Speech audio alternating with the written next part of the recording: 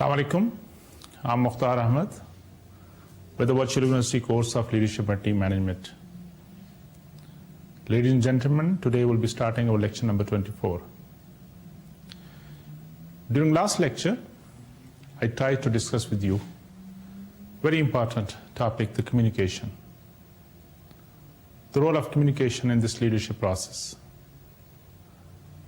And I explained to you the basic model, the basic communication process, where we have senders and receiver. Sender can have an idea. Based on the perception, he or she can encode that idea in the form of message, and then that message will go through a medium to the receiver end.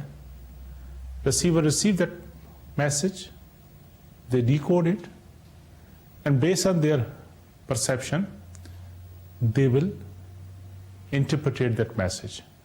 And they might give the feedback to sender, and that is how this whole process of communication takes place. And we can have the verbal communication, and we can have the non-verbal communication. We can have formal communication, we can have informal communication. And of course, there are barriers to this communication process too. There is noise too, which can distort, which can reduce, which can affect the communication process. So ladies and gentlemen, unless you have very good communication skills, you cannot become a good leader, good manager, an effective team leader. To become a good leader, an effective leader, it is very essential that an effective leader also be an effective communicator. Unless you communicate, how can you influence people? How can you influence your followers? And as a leader, you need to be an effective communicator. And of course, to be an effective, the leader must synchronize the verbal and non-verbal behavior. And most important thing is it is a dialogue between leader and follower. It should be both-way communication. So for effective communication, you should also be an effective listener. You should also be an effective kind of communicator, that both parties, they can understand what leader or what sender intend to communicate. The receiver or the follower need to understand the same spirit. For this effective communication, one need to understand different cultural and other aspect of this whole communication process. So that was the topic of my lecture during lecture number 23. And if you remember, I promised that I'm going to review today in this lecture number 24 whatever we have covered so far in last 23 lectures. Seem difficult, but I hope you're ready. You have done your homework. You have gone through those lectures, so that today we should have a review and get those few concepts, even if they are yet not clear, get them clear and move forward. So we started this subject, very important subject, leadership and team management, offered by Virtual University. And this whole subject was divided into two main aspects, the leadership and the team.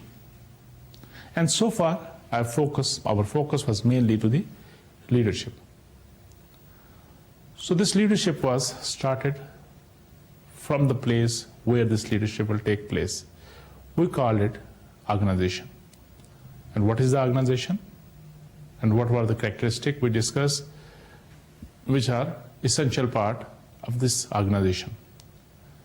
So there were three important characteristics. Number one, this organization have a reason, a distinct purpose. And of course, it is deliberately structured. They have different departments, different sections, and very important input or resource an organization can have the people, including leader, including followers, and all those people working in the organization. So our main focus was people, the key to success.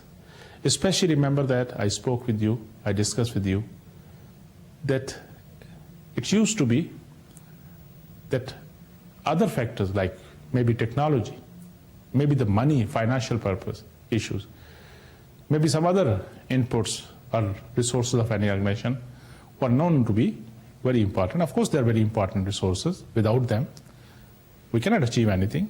But still, if you're comparing which one has the main edge on any organization performance, so it was just figured out. It was after research, after so much studies, it was concluded that the main resources which any organization can have, which can really create a difference, are the people. Because if you're looking at the organization are meant for certain reason, with certain objectives. Either they provide services or they produce some products, right? So with input, a very simple process, you can have process and you can have the output. Now with the same input, the process, based on process, you can have different type of outputs. And that is how you determine the efficiency and effectiveness, right? So ladies and gentlemen, the point is that with same kind of inputs now people can have, with same kind of technology each organization can have, the same kind of financial resources they can arrange, plus minus, yes, of course there, then how come the output is different? So the point is again, the people in this conversion process, they are playing the main role. That can make the difference of output. And that is how one organization can be effective organization, while another is not effective, ineffective, right? Coming back to the leadership subject, when we try to understand this leadership process, or what are leaders, what is leadership? So leaders are basically individuals, and leadership is a process. And so while discussing this leadership, we agreed that there is no universally agreed upon definition. And if you remember, in that particular lecture, I suggested go back home, just enter leadership and search on a computer with any search engine, maybe you use Google's or something else, and you will find millions of definitions, millions of those pages with this only with one word, leadership. But basically leadership involves influence, influencing the attitude, the beliefs, the behavior, the feeling of the followers, other people. Most people agree that it is an important topic. And that is why I think we have taken this subject as a complete course for you under this umbrella of virtual university. So ladies and gentlemen, so I'm not going to explain or define all those definitions which I have already done with you. I'll just pick one or two. I'll take the Peter Drucker's definition. The only definition of the leader is someone who has followers. That was said by Peter Drucker, the famous guru of the management sciences, right? Similarly, John Quincy Adams, he has defined, if your actions inspire others to dream more, to learn more, to do more, and become more, you are a leader. So basically again here, see the role of influence, inspiring others, showing them a new horizon, taking them along with you, so you are a leader, right? So, but the thing which was kind of outcome of all those definitions and the thing, we came to a conclusion that leadership is a process, not a position. So while discussing leadership again, we identified three important components of this whole process. One was the leader, then the followers, and then the situation. And all these three things are very much important to understand this whole leadership process. A successful leaders, they communicate, they motivate, they build teams, they solve problems, they resolve conflicts, they manage change, they promote creativity. So while discussing the leaders or this leadership process, we said that a successful leaders always challenge the process. They inspire a shared vision. They enable others to act. They model the way. They encourage the followers. They act as a change agent. They take followers along with them to the destinations. Okay? Then I gave you some examples, if you remember, that a leadership, under the leaders, they challenge the process, as I said. उसकी example मैंने आपको याद है क्या दी थी? Nelson Mandela, Africa के एक hero leader south Africa, जिन्होंने अपनी उस कौम को निकाला उस अंधेरे में से, चैलेंज किया उस प्रोसेस को जो वहां पे लोगों ने कैप्चर किया होता, उनकी कंट्री को, उनके इलाके को, उनको गुलाम बना के रखा हुआ था. Similarly I gave you example as far as inspiring a shared vision. मुसलमानों ने ख्वाब देखा कि एक आज़ाद वतन होना चाहिए मुसलमानों के लिए, जिसे पाकिस्तान कहते हैं. तो who was the leader there? Quaid-e Azam Mohammad Ali Jinnah. सो कायदे Azam Mohammad Ali Jinnah, with a vision, with a desire, with team goals, the whole believers, whole followers of Qaeda and Muhammad Ali Jinnah, with believing on his team, his followers, with enthusiasm, they were able to create this beautiful world of Pakistan, for which we should be proud, and we are, because that is why our existence is there. That is why we can proudly say we have our own country. Similarly, I gave you the example of Abdul Sattar Eidi, the famous social worker of Pakistan. The world has recognized him because the model, the way he set an example for others, right? The focus on cause, whatever cause he believed, that humanity's की खिदमत अल्लाह ताला के करीब आपको लेके जाती है. वो जो उनकी ज़रूरत है, कोई मर रहा है, कोई परेशान है, किसी को खाने को नहीं है, किसी के पास घर नहीं है, कोई तकलीफ है, तो वहाँ वो पहुँचते हैं अपनी टीम को लेके. तो that was another example I gave you. Then similarly, I share with you another example of this leadership, a leader basically, the Mother Teresa. Encourage the followers. उन्होंने भी देखिए कि किस तरह इंडिया में आके अपने लिए एक सेक्रीफाई किया, लोगों की खिदमत के लिए, इनकरेज किया अपने फॉलोअर्स को कि वो भी ये काम करे. सही है?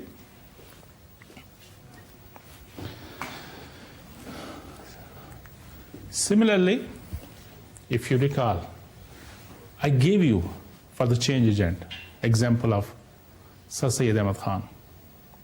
वो जो पाकिस्तान बना, उसकी बुनियाद रखने वालों में से इनका भी रोल है. उन्होंने एक चेंज एजेंट का काम किया. देखा कि तालीम के बगैर कौम तरक्की नहीं कर सकती. And I believe we are still there today. We still have to act in the same way. Still we have to work in Pakistan for education, because of the education. That without education, we cannot sustain our survival. If we want to live the prosper life, for all our issues, I believe that the solution is in education, education and education only. Not because I am involved in this profession. That is the ground reality. तो इन्होंने sir Syed Ahmad Khan acted as change agent. Visionary थे, reformers थे, commitment के साथ उन्होंने काम किया. और देखें कि अलीगढ़ यूनिवर्सिटी की शक्ल में एक अदारा बना जिसने बुनियाद रखी मुसलमानों की उस डेवलपमेंट के में, उस तरक्की में, जिसकी वजह से वो आज एक प्रॉस्पर लाइफ, एक रिस्पेक्टेबल लाइफ अपने वतन पाकिस्तान के अंदर गुजार रहे हैं. So Qaeda-Azam was the biggest example for us if we want to understand the process of leadership or the role of leaders. So do you think that we need leaders? And why do we need leaders? If you remember, I gave you the example that consider how life would be different without leaderships. Families को ले लीजिए, education को ले लीजिए, business को ले लीजिए, service association को ले लीजिए, टीम को ले लीजिए। वो टीम कैसे खेलेगी जिसके यहाँ कोई कप्तान नहीं होगा? फॉर दैट पर्पज कंट्रीज को ले लीजिए। पाकिस्तान में अंदर अगर आपका लीडर नहीं है, उस वक्त कोई हेड नहीं है, इंस्टीट्यूशन नहीं है, हेड ऑफ द कंट्री नहीं है, तो फिर पाकिस्तान का क्या हाल हो? किसी भी कंट्री फॉर दैट पर्पज। और दुनिया में अगर अच्छी लीडरशिप नहीं है तो दुनिया का क्या हाल होगा? And that example is there with us. And I give you the example, see that in our religion even it said कि जब कभी बाहर जाओ, इकट्ठे एक से ज्यादा लोग इकट्ठे हों, तो अपने आप में से किसी को अमीर बना लिया जाए। तो ये इसके अंदर कोई बहुत बड़ी लॉजिक है, इसीलिए हमें कहा गया कि ऐसे करें। तो लीडर चाहिए, जरूरी है हर अदारे के लिए, हर ऑर्गेनाइजेशन के लिए, हर फैमिली के लिए, हर कुंबे के लिए, हर कंट्री के लिए अच्छे, visionary, dedicated, honest, trustworthy leader चाहिए, जिसकी वजह से वो अदारे बढ़ते हैं, वो टीम जीतती है, वो कंट्रीज तरक्की करती हैं, वो खानदान प्रॉस्पर लाइफ गुजारते हैं। So the question raise again during our those lectures, the why to study leadership, why to study this process? Because understanding leadership helps organization to select the right type of people for the leader positions. And it also helps organization to train people for the leadership positions. And who is getting benefits for those things? Of course, the leaders, the followers, and organization also. They're all beneficiaries. They also get the benefit of this thing. So one, we need to understand leadership process, not only to select leaders, but also train the leaders for the future. Not only to train them, but also identify, we need to separate leaders from the followers. So that we should also train leader for the future. So ladies and gentlemen, leaders are effective when the group achieves their goals, when the team achieves its goals, when the organization achieves its goals. They're effective when internal processes are smooth. There is no conflict. Of course, we should have some conflict in the organization, in the groups, conflict on procedure policies. People should debate, they should argue, so that there should be improvement. But conflict on personality basis, conflict on basis for the sake of conflict is not good. So mostly when you have a good leader, when you have a good boss, you will see that all processes are very smooth, less tension, people enjoying working together toward the achievement of goals. And leaders are again effective when the group or the team or the organization can adapt to external forces, because you're not working in isolation, live in a dynamic environment. And in this environment, so many factors are affecting you. So many factors are affecting on your organization. They can be micro factors, they can be macro factors, right? But not necessarily that every time leaders should be successful. All leaders are effective. All leaders are successful. All leaders are good leaders.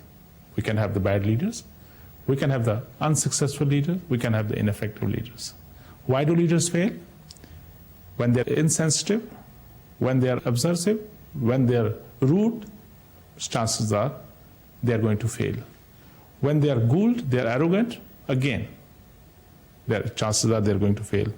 When they betray our personal trust, when they're overly ambitious, when there are specific performance problems they have, when there is micromanaging, they go in nitty-gritty issue rather than leading the people, when they're unable to select good subordinates or followers, the chances are leaders are going to fail, right? Are they bad or ineffective leaders? Yes, they can be ineffective if they are morally trustworthy, but due to certain reason, they were not able to select good followers, they were not able to get a kind of more knowledge or training in certain aspect of the whole process, they might be ineffective leaders.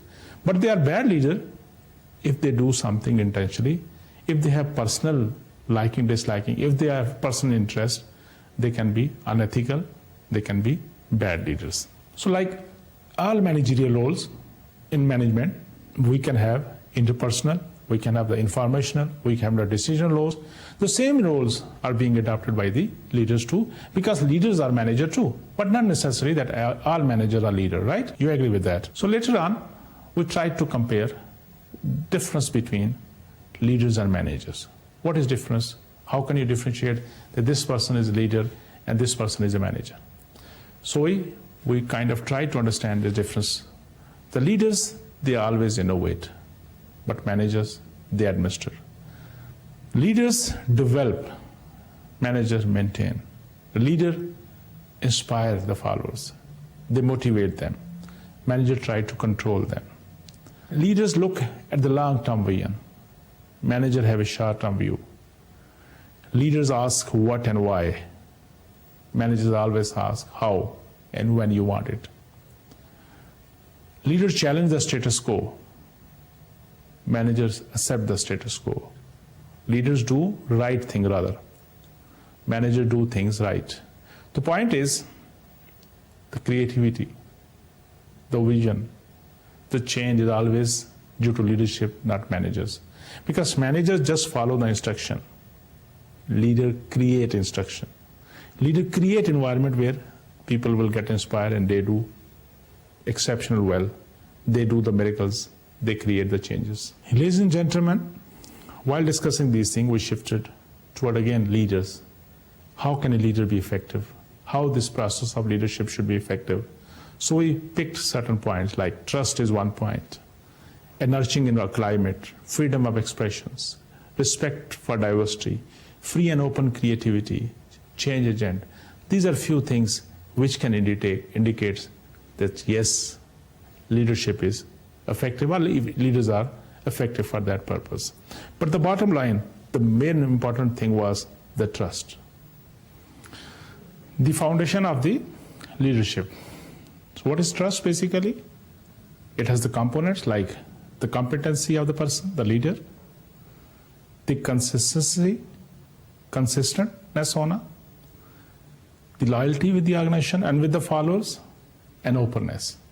And above all, the integrity. So ladies and gentlemen, trust is the foundation of leadership, because this is the trust based on which people will get influence from you. They will follow your instruction. They will follow your vision. They will follow your directions. And then not only the leaders are important, but the followers are also important. Because they're equally important, I should say. Overall achievement of any organization, any group, any team is depending on followers and leader both.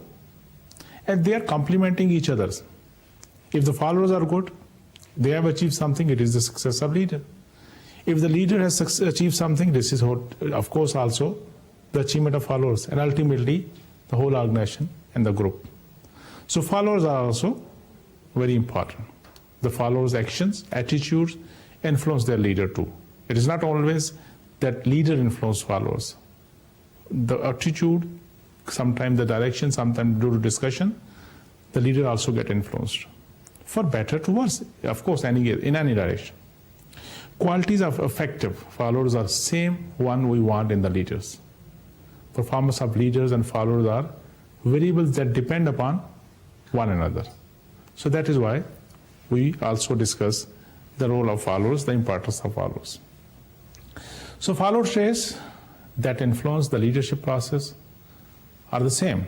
The values they have about those, whatever they are doing, the norms, the cohesiveness within the group, within the followers, their expectations, their personalities, how mature they are, their competency level, their motivation level, how many followers do we have in any group or organizations, and trust and confidence. These are the different traits which are very important for this whole process of leadership. What do followers want from the leader? That the leader should be honest, the forward-looking thinking, inspiring, competent, and cooperative, dependable. So these are the few things which followers expect, and of course similar other things which followers expect from their leaders. So coming back to leaders, what were the qualities we discussed for the leaders? That leaders have the vision, and that vision they transform into followers.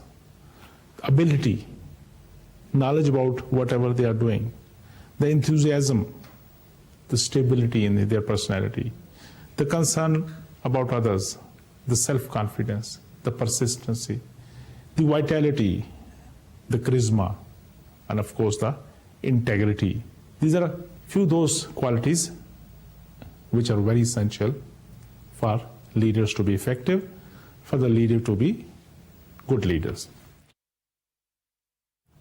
So while discussing the leadership, as I said earlier, we focus on three components: the leaders, the followers, and the situation. So all three things are very important. The same leader with the same followers, if the situation is changed, the whole process might change. The same situation, the same followers, but if your leader change, still you can have the different result. The same situation, the same leader, but if the followers are different, you might have different results, the different outputs. So these all three things are integrated and have effect on each other. After discussing this thing, we shifted toward theoretical background. The leadership approaches, the theories we have in the text, people have done lot of good activities, exercise, research, and they form certain theories. So basically all those classification of leadership theories, we divided them into three main groups. That one was trait approach or trait theory, then the behavioral theory, and then the contingencies theory. Later on, people again, based on those contingency, of course they're the same contingency theory, they gave them another group classification that we call it new theories basically. And I try to explain to you one by one all those theories, and within those theories, different activities done by different peoples. I'll just, because today we are reviewing it, I'll just touch few things and we'll move forward. The trait leadership theory, that belief that basically that leaders are born, not made. And leader possesses certain traits, certain characteristics that make them the leaders. And those traits, ladies and gentlemen, were intelligence, dominance, self-confidence, high energy level, task-relevant knowledge, etc., etc. And yes, these are very essential traits a leader should have. But the concept that, but the basis or the conclusion that people are born with these traits was proven wrong later on. Exceptions are always there. There are maybe out of billion or million, 1 or 2% which have exceptionally different kind of traits which cannot be learned. But still, if we are talking about the common life, these are the traits, these are the behaviors people do learn with the passage of time. And you can develop people into leadership process, or you can develop them for the position of leaders. So second theory, the approach was the behavior approach or behavior theories. That according to them, there are behavior determinants of leadership which can be learned. People can be trained to be effective leaders. Then later on, people figure out that both theories have certain limitations. And then they shifted to contingency theories. And in contingency theories, then there was three different approaches. The situational leadership theory base, the path goal model, and the Felder's LPC model, we call it. And again, I don't want to go into all these details here. We have already covered those things for you. Contingency approach of leadership, according to them, the effective leaders don't use a single style. They use many different styles and make adjustment based on the situation. Okay? An important but often overlooked contingent variable is the culture, which we most of the time ignore. Then we shifted to new approaches, we call them, or new theories. And in new theories, there were three different approaches we discussed. Basically, there were two, but the third one was the outcome of one of them. That was a transactional leadership, transformational leadership, and the charismatic leadership. Three types of leadership: transactional, charismatic, and transformational. So basically there were two broader kind of approaches. Number one, transformational, and number two, transactional leaderships. Transactional leadership, rather, was known as to be a kind of little bit old approach if you compare them together. And it was based on reward and punishment things. That you reward good activities and you punish for the mistakes. But the transformational leadership style was that it is all inspirational things, right? Then charismatic leadership we discuss. And again, so these charismatic things, mostly the personality traits basically, those traits like self-confidence with a vision, strong conviction in the vision, out of the ordinary behavior, the image of a change agent, the same thing. And this was another approach theory we discussed. Then we shifted to individuals. Then let's talk about that individual, the leader as an individual. So for that purpose, we try to understand the personality. What are the major factors which can affect the personality of a person? And we discussed that there can be inheritance or hereditary forces, it can be cultural forces, there can be family relationship forces, there can be kind of social class, or those people where you feel comfortable. There are so many different factors, the school you are going, the people with whom you are sitting, all those factors, they forces, they are affecting your personality, are shaping up your personality. And then we also try to understand the individual behavior of a person. And we figure out that behavior is the function of person and environment. The same person can behave differently in a different environment. In the person part, we try to understand the skills and abilities of the person, the personality, the perception, the attitude, the value, the ethics, which can make a person. Now that person behave depending on the environment. We're talking about organization, so it can be organization environment, the work group itself, the job itself, and the personal life. And that can make different people's behavior different. A person, a different type of, under the same environment, different people behave differently. The same person under different environment behave differently. So that was very important to understand individual behavior so that we should understand why people behave differently. And here again we discuss the importance of values. The two values system is very important because all our behavior, it is based on the values. All things which are ethical or unethical, it depends on our value system. The same thing is ethical for me, can be unethical for another person, or vice versa. Depending upon your beliefs, you have the value system. Based on your values, you can have that attitude. On those attitudes, you can have different perception. And you know what is perception? I don't want to go again in those details. Based on your perception, you can have different type of motivation. And all those things can form your behavior as an individual. And if individual we are talking about can be followers, they can be leaders. And three things we figure out were very important for the determination of a behavior of a person. They were perception, attitude, and personality. And all those three things in a big way are affecting the behavior of individuals. Is personality stable? Or it is important to see that what kind of leader we have. Behavior, remember, behavior is a function of the situation and the person in the situation. So that means that personality cannot be stable for long. It can change, it can vary from situation to situation, from environment to environment, and that is why we need to understand it more so that we should predict the behavior of person under a certain environment, even if you are leader or followers. So organization culture itself, again, the values, belief, attitude, and the assumption put into action through behavior can form the culture of any organization, form the overall environment of any organization. The way leader, followers, they are interacting can form the culture of the organization. And that can be indicated that this organization has a better culture, good culture, rich culture, or bad culture, or not good culture, right? Then we discussed the big 5 model of personalities, where we discussed those extroversions, emotional stability, openness to experience, agreeableness, and so on, different 5 models we discussed.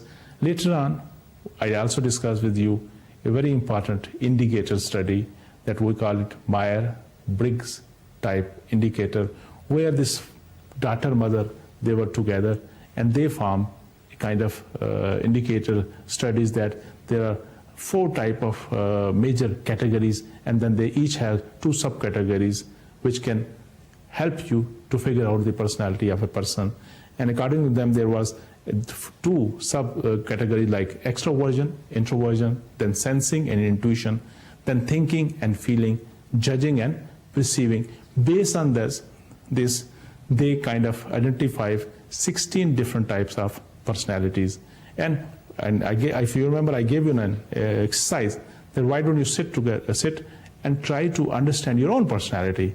And I believe you must have done those things, and now you should be very clear what type of personality you have, so that later on, when you're deciding about your career, when you're deciding about your kind of future jobs, you should be clear, is this matching with your personality type? Because each person cannot do everything.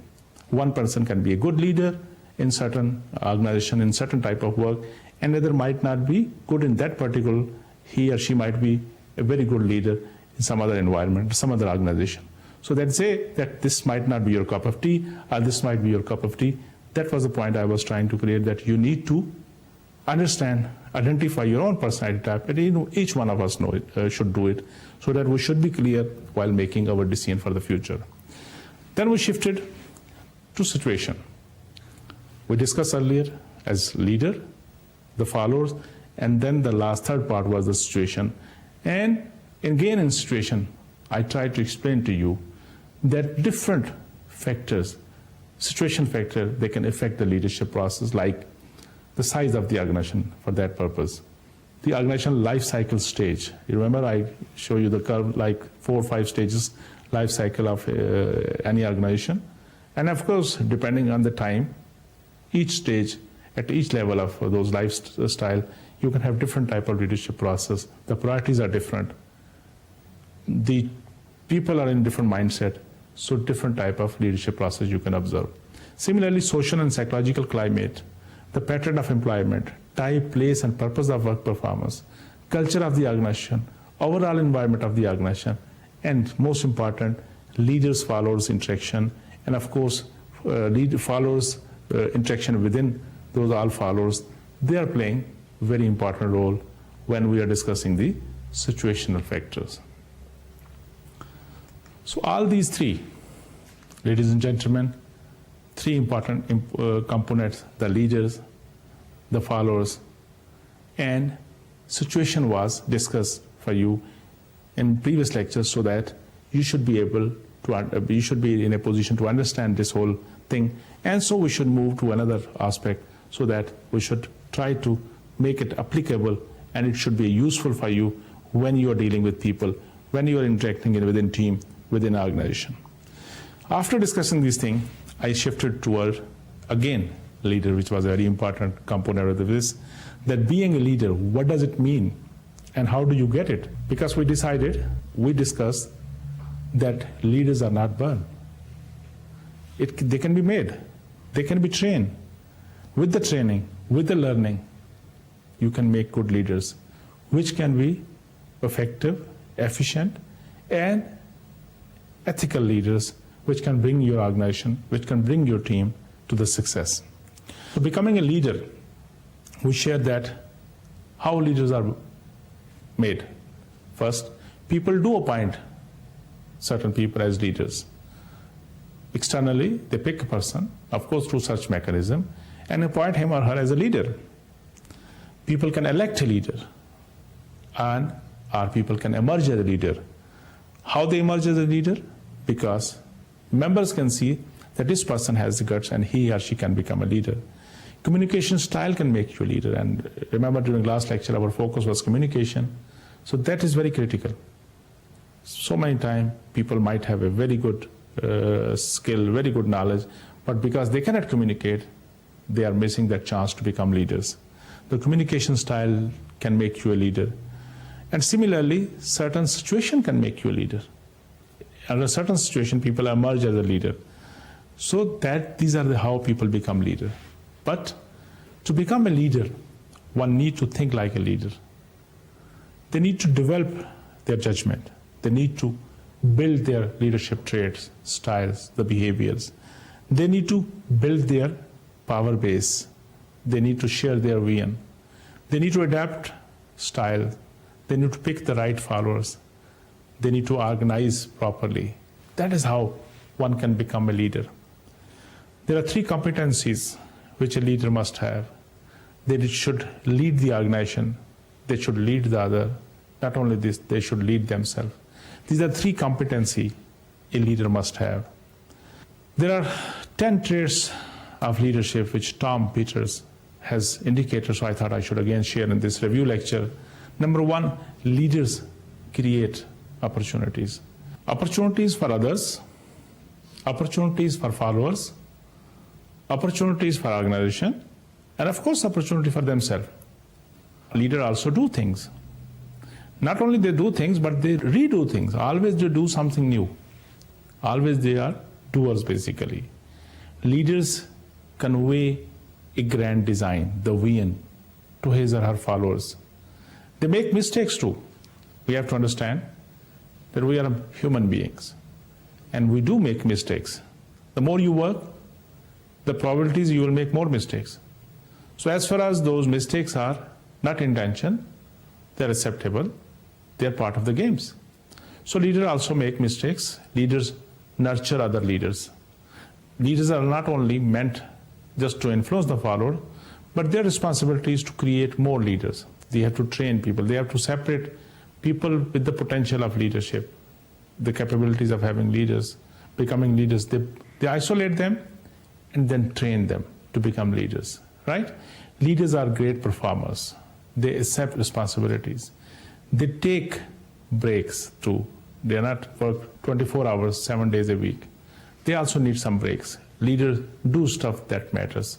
So these were the 10 different traits I thought I should share with you. Does having power make leaders? That was a question we raised, and then we shifted to another topic, understanding the power. What this power is, what is the difference between power, influence, and authority, and how it can affect the leadership process. So the first thing was how to differentiate between the powers, the influence, and authority. Power is the ability to influence the other person. Power is the ability to influence the behavior of other people, the attitude of other people. And what about influence is the process of affecting the thoughts, the behavior, the feelings, or attitude of other persons. And what about authority? Authority is the legitimate power to influence others. It is a right to influence another person. The legitimate power is known as authority. While discussing the power, we also discussed that dependency is the key to power. How much one person is depending on another person. The more he or she is depending on another person, the more he is under or she is under influence of that person. So dependency is the key to power. Okay? So while discussing the basis of power, the sources of power, we discussed that there are broader 2 types of powers. Number 1 is the positional power. Second is the personal power. Under positional power, you can have the legitimate power, you can have the reward power, you can have the corrosive power, you can have the information power, and so on. And under the personal power, you can have the expert power, you can have the referent power, or you can have the charisma or charismatic power. So how can you get the response of power? There are again 2 types of responses based on your basis of power, the source of power. If you're using your position power, you can have two outcome or responses. Number 1 is the compliances, and number 2 is if it will too much position power you are using to influence, the response can be resistance and ultimately reaction. Similarly, the personal power. The response of the personal power is mostly the commitment, because it is your personal power, your charisma, your expertise, based on which people have to trust on you, and whatever they will do with the commitment, with the ownership. And then on this continuum of this power line, the basis of power, we identified that it depends on what type of basis or source of power you're using, and based on this you can have the response. So ladies and gentlemen, if you are using personal power more, like more and more if you go about the corrosive things, more and more it will be starting from the compliances to resistance and ultimately to reaction. The more you are using your personal power, that was the position power of course, the more you are using your personal power, it will be more commitment. And how do you get power basically in this leadership process or an organization basically? With the proper management tools you can use and you can get the power. With the people whom you are working, if you have the trust, if they are your trustworthy people, then you can again get the power. The motivation, the organization, the team, the culture, the influence, and sometimes yes, the maneuvering, the politics that can help you to get more powers in the organization.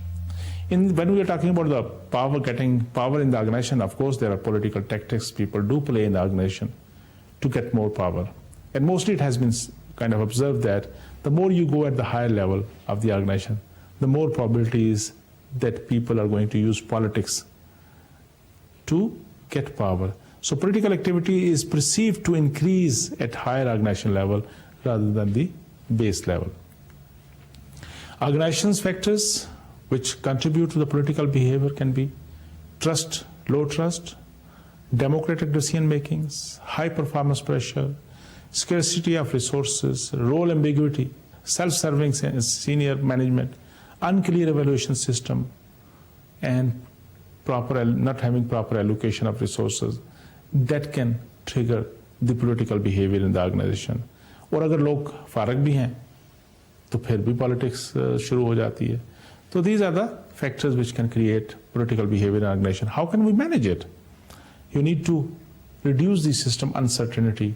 You need to proper SOPs, so people should be clear who is responsible for what and how he or she can achieve those things. You need to reduce the competition, especially for scarce resources.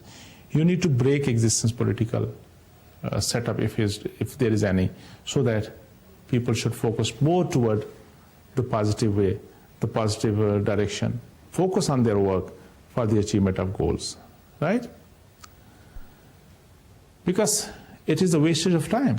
If your energy is being utilized for political activities, for conflicts and those type of things, then we'll be losing our kind of target, we'll be losing our direction, and people will use that same energy which they should be using for the achievement of goals of organization, for their personal gains, for political gains.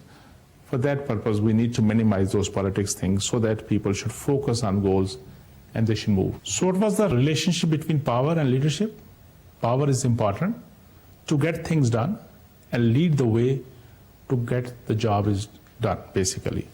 Then we also discuss the servant leadership. So basically it brings with caring for the wanting people, wanting to help people. So great leaders are always servant first. You have to remember that we are also servant to our society, to our organization, to our people. So that was also discussed during leadership. And then we shifted toward empowerment. Powers जब हमने समझ लिया, उसका role समझ लिया, then we shifted toward empowerment. Why empowerment is important? Because with the empowerment, we can create the environment where people can go for creativity. If it is a centralized thing, then for all decision they have to look toward the leader, the top management. Why it is important? Because the powerless thing has a negative effect. Living in poverty, relatively low in hierarchy, because powerless, it can demotivate people. Feeling that I am powerless, I cannot make any decision, can give you no chance that you can go for the creativity, because it can create the stress. It can have bad impact on the performance of the people. When people feel that they are not properly being paid, when they feel that people are discriminating against them, so they feel powerless. And when there is powerless, when they are feeling powerless, they can have lack of control over their destiny. They can have lack of control about how to achieve their product. They will just wait instruction, direction, they should move. And that will create cause, that will create the stress in the people, in the followers. And you know that stress initially is good, but not for long term. Because when it is too much stress and for the longer time, it can act as a problem basically. It can be fatigue. It can go to a third stage, which is, we call it burnout, which is dangerous and which is a disease basically. By empowering, we can get so many benefits. So then we discuss the potential benefits of empowerment. The first and most important is the creativity. When people are empowered to make decisions, when people are empowered to make the changes, of course, it's always a limit there. With the empowerment, responsibility is there. The strong accountability should be there. We cannot just empower, because remember, when we were discussing the power, we said power corrupt. And absolute power corrupt absolutely, because power is double-edged sword. You can use same power for the benefits. You can abuse the power for personal gains. So empowering is good, but with responsibility and accountability. When this is the condition, there will be more creativity, right? More positive kind of organization culture, high performance standard. You can have the confidence in employees. You can have the decentralized things. It can help people to come out of these bureaucratic things. It can also help them to build their confidence and to become leader for the futures. So that was the topic which covered, and so many other things, of course, and empowerment. Then we shifted toward motivation. And we discussed the basic framework of motivation. When you are feeling some deficiency, there is a need basically. You look for alternative. You go for the choices. You pick the best one, satisfy your needs, and then move to next stage. For that purpose, ladies and gentlemen, I gave you a model that why this motivation is important. Performance is a function of three things basically we discussed with you. Number one, the ability, which can be knowledge and skill. And of course, the opportunity. And third, and of course, very important, is the motivation for the performance. So that is why we focus on this motivation thing. And I try to explain to you based on the theoretical framework, like I discussed with you Maslow's theory of hierarchy of need, Alfred's GRE theory, then Herzberg's two-factor theories, then similarly the McLaren's theory of need for achievement, need for power, and need for affiliation. And based on these things, we figure out that yes, depending on the level of need, the motivation can be different. A person, if he or she is hungry, he can have only this motive that he should get those needs fulfilled first. Later on, he will think about affection, he will think about the self-esteem and actualization, whatever. So for a leader, it is very essential that they should understand this motivation factors and how to motivate people. So again, we discuss different things that how to motivate yourself, and of course how to motivate others if you want to get things done or if you want to motivate people. During motivation, ladies and gentlemen, I also discussed with you about the money, the factor of money as motivator. Can pay generate motivation? Can pay maintain motivation? And we realize that yes, money is important because people value their services and place this money as a high value. They perceive money as symbol of their achievement. They, on the equity base, they basically compare themselves with other people who are doing the similar job, will not remain, and they will not like to stay in those organizations where they are being paid less. And it is kind of self-confident, with which people feel that, okay, I'm getting this much, so it means I am in a higher position. And through this, they can know their abilities and limitation. But remember, this is not the only factor which can affect your motivation. Yes, this is one of the important things because it can satisfy your so many other needs. Through money, you can satisfy your other needs too. Later on, during the last lecture, ladies and gentlemen, as I said earlier, we started the communication process, the role of communication and the barriers there, like cultural barrier, the biases, the noise, the perception, the environment itself, and type of kind of communication, the formal communication, informal communication, verbal communication, non-verbal communication, and how we can relate those things together, because communication and leadership is also very important. Leaders are influencing the followers, and with communication they can influence them better. A good leader should be a good communicator too. And effective leaders are always effective communicators. To be an effective, the leader must synchronize the verbal and non-verbal communication, and they should also use this technology to leverage on it and to communicate better with their followers so that they should achieve the goals of their team, the goal of their organization, and ultimately everybody is successful. People are getting benefits, leaders are getting benefits, organizations are getting benefit because they are successful. So I have to stop, ladies and gentlemen, here. I hope now with this review you're more confident, and if there were some doubts, they should be having cleared now. So from next lecture, I'll shift a little bit now from leadership to leaders to teams. After discussing with you for, I hope, next 10 to 15 lectures about the team dynamics, I'll come back and take again the leadership part, combine it with this team thing, and we'll try to see some application and benefit of this whole thing, leadership and team management process. Take care of yourself, work hard, and we together can make a difference. Thank you. Allah Hafiz. Assalamu alaikum.